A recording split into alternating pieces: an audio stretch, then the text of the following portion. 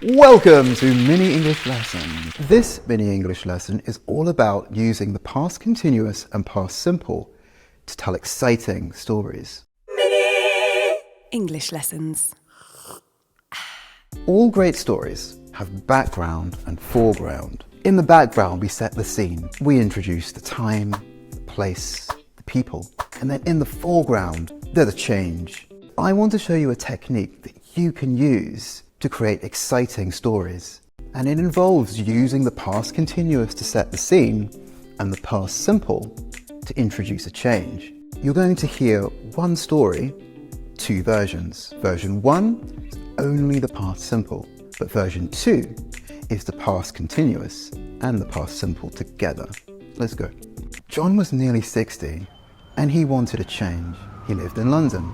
He lived in a huge apartment. He made a ton of money, but he didn't enjoy his life. So one day he made a decision. He decided to leave London and buy a house on the coast.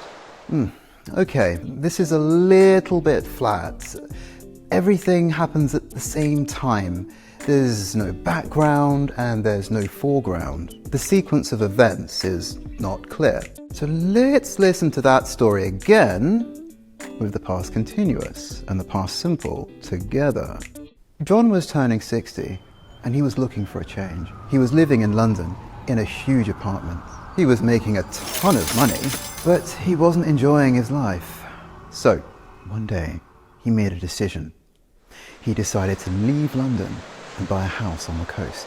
Much better. In the background, we find out the when, the who, the why. We set the scene. He was living in London. He was making a ton of money. He wasn't enjoying his life. And then there's a change in the foreground. He decided to move to the coast. We use the past continuous to set the scene. And it has the structure subject plus was or were plus the ing form. And then the past simple introduces a single change in the foreground.